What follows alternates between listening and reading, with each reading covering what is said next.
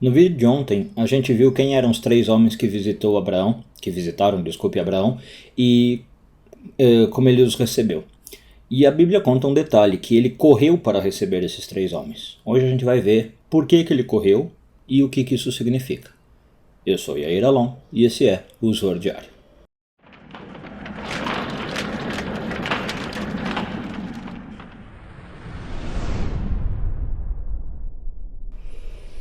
Essa semana encerramos a porção de Vayera. Vamos focar nos parágrafos 15, 16 e 17 do Zoar. A Bíblia conta que quando Abraão foi receber os três homens, ele não foi lentamente, né? Ele podia andar calmamente, ele foi correndo recebê-los.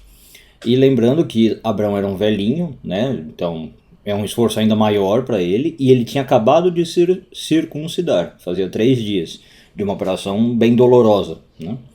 Então, mesmo assim, ele saiu correndo para encontrar os três homens, e a Bíblia conta até que ele se prostrou diante deles, né? Se jogou ao chão.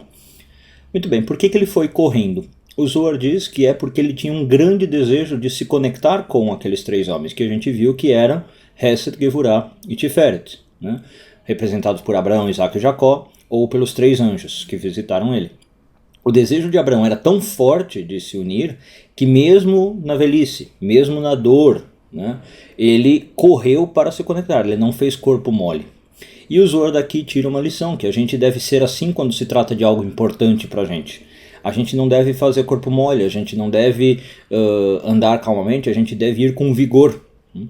O Rabbi Yosef Karo, que é um grande cabalista, mas também um legislador, escreveu um livro, Shulchan Aruch, e no livro ele fala que uma das primeiras coisas que a gente tem que aprender é ser ágil como uma gazela, né? A gazela é um animal rápido, um animal leve e de velocidade.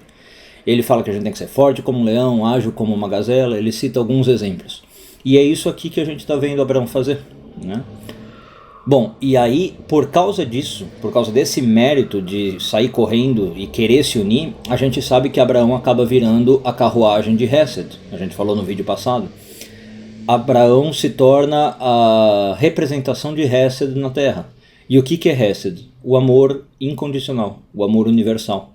Abraão é o tipo de pessoa que a gente invoca primeiro na Kabbalah, quando a gente vai fazer qualquer oração. A gente pede Abraão, Isaac e Jacó.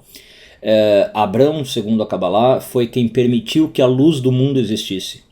Existe um versículo em Gênesis que fala que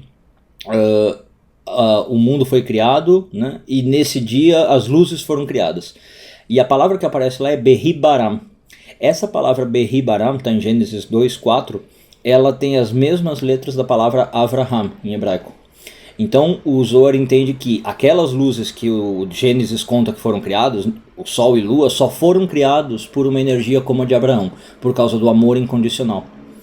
Indo mais fundo, a gente sabe que só Jacó só pôde nascer por causa de Abraão. O trabalho que Abraão fez ao se conectar com Hesed, ao segurar Gevurah, que é representado, como a gente falou, no sacrifício de Isaac, foi esse trabalho de correção que permitiu que Jacó nascesse mais para frente.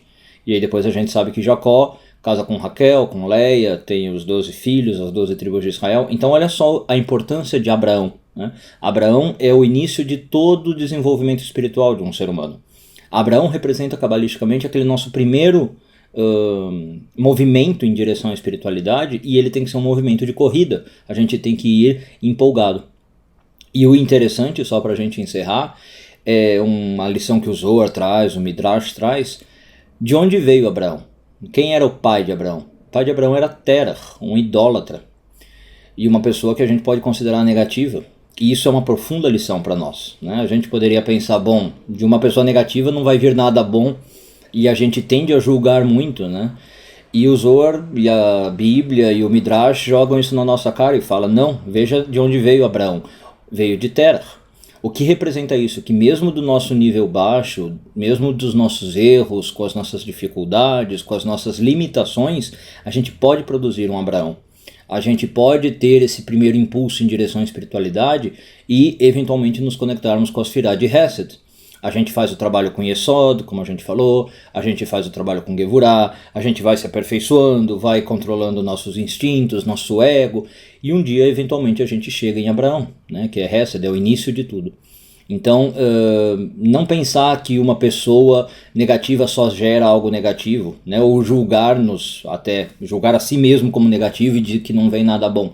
Não, no mundo espiritual não tem essa similaridade. Algo negativo pode trazer algo positivo, né? Algo que não é tão conectado à luz pode fazer algo conectado à luz, certo? E o que a gente tem que fazer, na verdade, é aproveitar isso. Quando se trata de nós, tentarmos aproveitar, e quando se trata do outro, tentar rezar, digamos assim, para o outro poder usar aquela negatividade para o bem, né? Não é uma questão de tentar ajudar ele ou influenciá-lo, dar conselhos. A Kabbalah não acredita muito nisso. Mas se eu vejo algum traço negativo em alguém, antes de julgar, ou nem devo julgar, o que eu deveria tentar fazer? Rezar para que aquela pessoa faça daquele traço negativo algo positivo. Que do mesmo jeito que Terah, ela consiga gerar um Abraão, e aquele Abraão a leve à espiritualidade, a Hesed Gevurah Tiferet, aos anjos, a Abraão, Isaac e Jacó, e a um amor incondicional. Uma boa semana. Shabbat Shalom.